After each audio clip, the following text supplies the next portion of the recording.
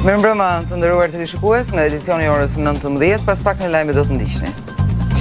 Presidentja Osmani ka shpërndar parlamentin pas dështimit për zgjedhjen e presidentit të ri, deklaroi se vendin e sollën në këtë pikë njerëz të papërgjegjshëm me qëllime të rrezikshme. Kurti çon kushtetuese vendimin e Osmanit. Pas marrjes së votbesimit në Kuvend, zëvendës kryeministre dhe 6 ministrat e rinj të kabinetit qeveritar u betuan para presidentit Bayram Begaj, me njëherë pas marrjes së detyrës, ata ju bashkuan mbledhjes së qeverisë.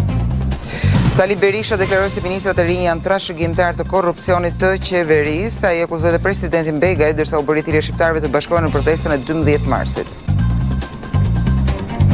Rritet çmimi i karburanteve në vend nga një vëzhgim në kryeqytet, nafta dhe benzina janë shtrenjtuar deri në 10 lekë. Rritje çmimi raportohet në disa qytete.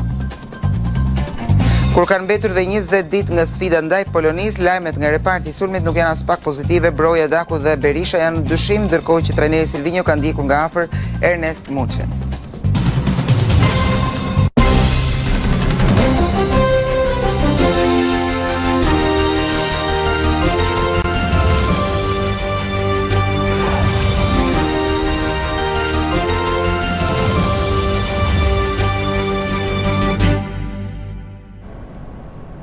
Dhe njëjmë tani më gjërësisht me materialet e përgatitura gjatë ditës së sotme. Presidentja Vjosa Osmani ka shpërndar parlamentin pas dështimit për zgjedhjen e presidentit të ri. Kreu i shtetit deklaroi se vendimi i saj ka ardhur si pasojë e dështimit të Kuvendit për ta kryer detyrën e vet dhe se vendin e sollën në këtë pikë njerëz të papërgjegjshëm e me qëllime të rrezikshme.